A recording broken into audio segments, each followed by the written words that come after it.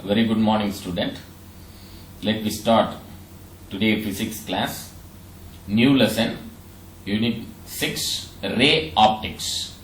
Unit 6, Ray Optics. Learning objectives. What are the learning objectives in this lesson means? First point, the ray aspects of light. Second, the phenomenon of reflecting and refraction of light. Third one is the determination of speed of light. Fourth one is the concept related to mirrors, lenses, prism, etc. The different phenomena like dispersion and scattering of light.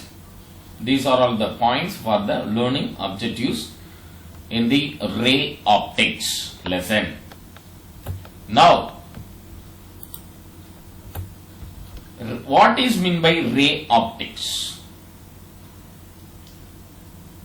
I am going to explain about the ray optics. Light travel in a straight line in a medium. Light may deviate in its path only when it encounters the boundary of another medium or an obstacle. A ray of light gives information only about the direction of light. It does not give information about the other characteristics like intensity and colors of light. So, important thing is light travel in a straight line in a medium.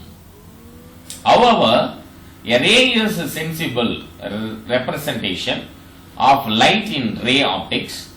The path of the light is called a ray of light. So this line is very important line. The path of the light is called a ray of light, and a bundle of such rays is called beam of light. So this point is very important point. Please note it down, children. This is the important point in ray optics. Just highlight this points. Please note it down. A ray is a sensible representation of light in ray optics.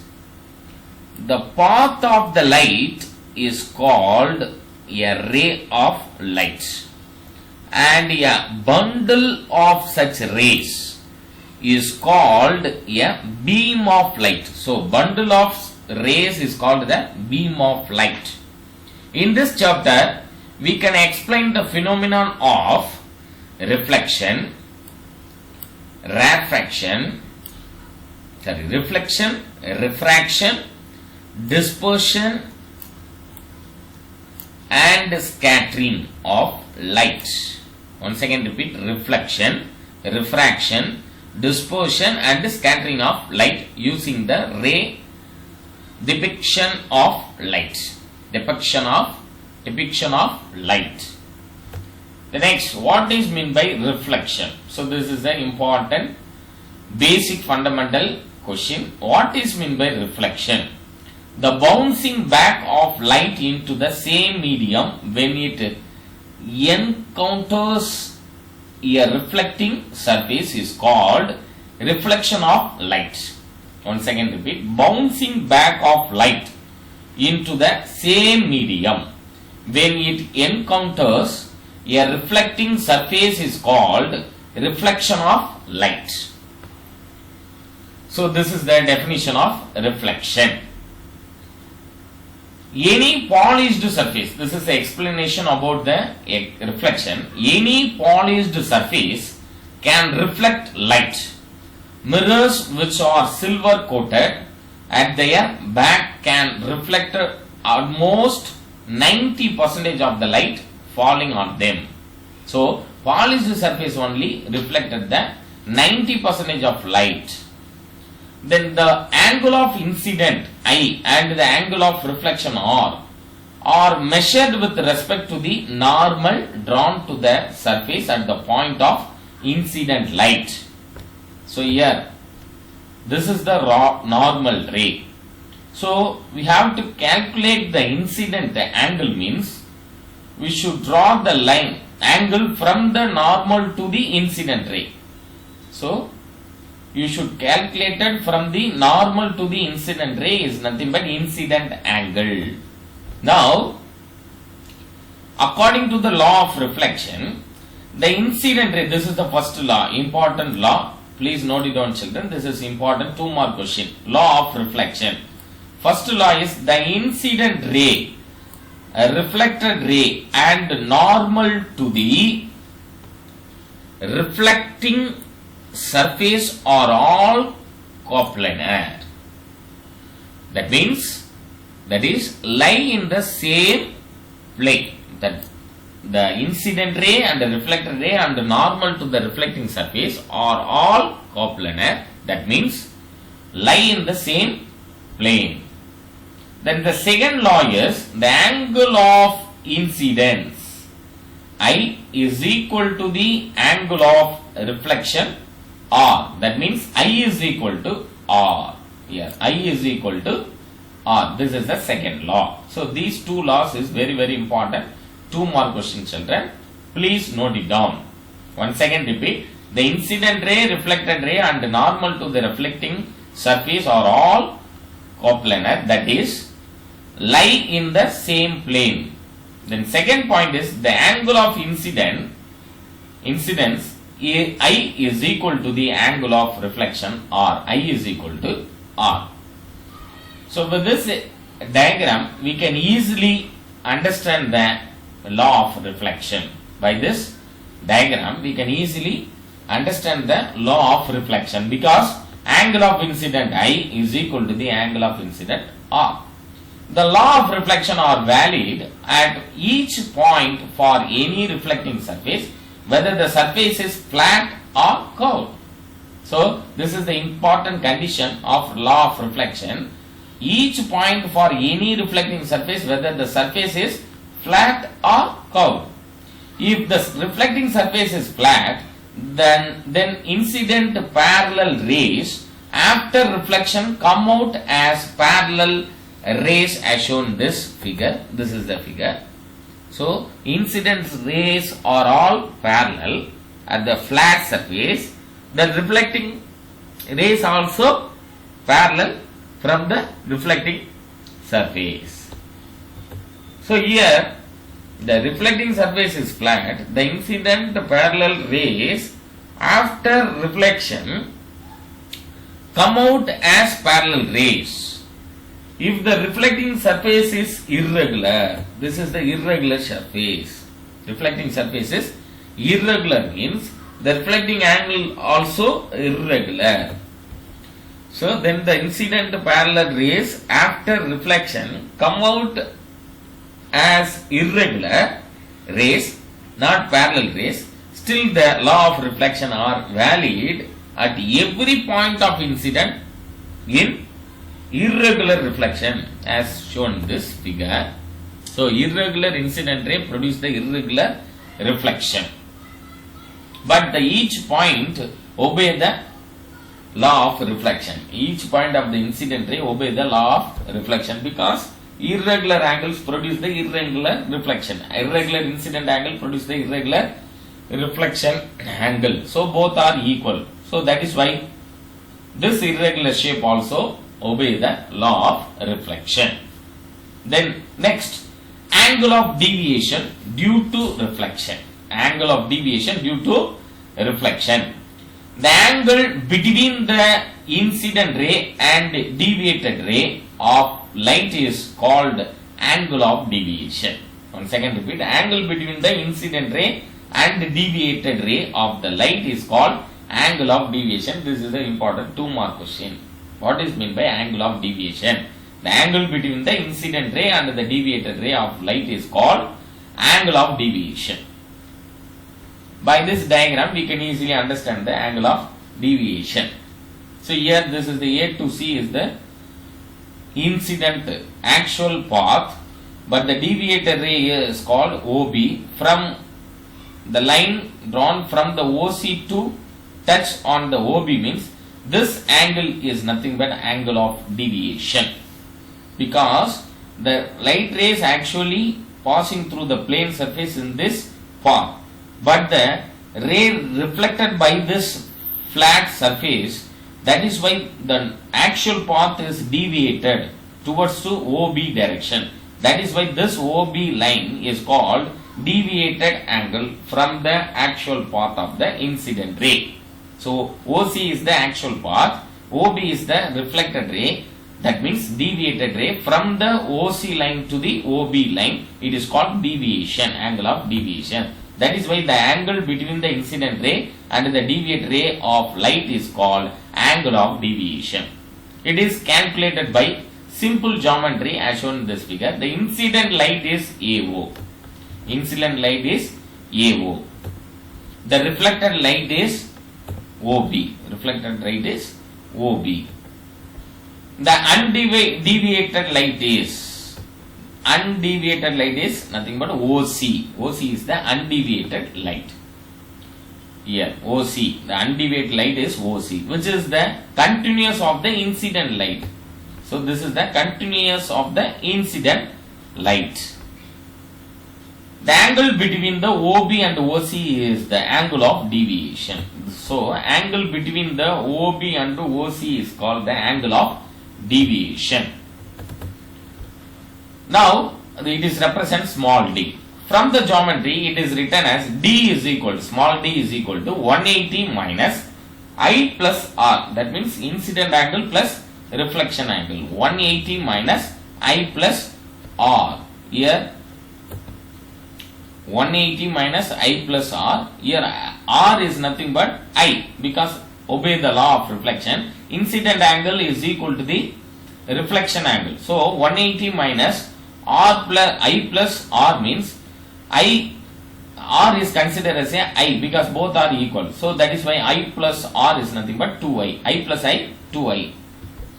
I plus I, 2I. That is why D is the R plus I plus R. Here 180 minus I plus R. R is considered as I means I plus I, 2I. That is why this equation can be written as D is equal to 180 degree minus 2I, because I plus I, 2I, because I is equal to R in the reflection. We can write angle of deviation in reflection as D is equal to 180 minus 2I.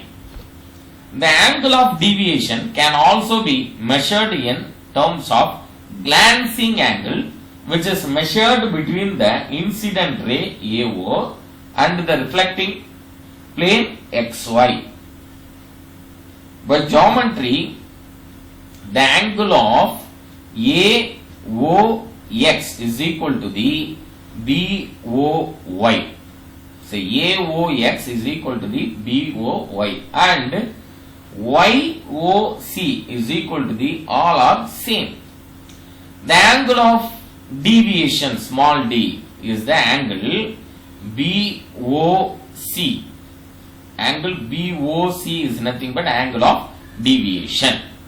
So the angle of deviation D, small d, is the angle of BOC means small d is equal to alpha plus alpha 2 alpha. That means D is equal to 2 alpha. Because here from the axis to incident ray alpha, then from the axis to reflection ray also alpha. Here from the axis to actual undeviated ray also alpha. So here angle between the OB and OC is called angle of deviation. So alpha plus alpha is nothing but D is equal to 2 alpha. Then important topic, image formation in plane mirror. Image formation in plane mirror. Let us consider a point object A placed in a form a plane mirror. Placed in a form of a plane mirror. Here this is the placed in the form of plane mirror. Here object A placed in front of a plane mirror. This is object A.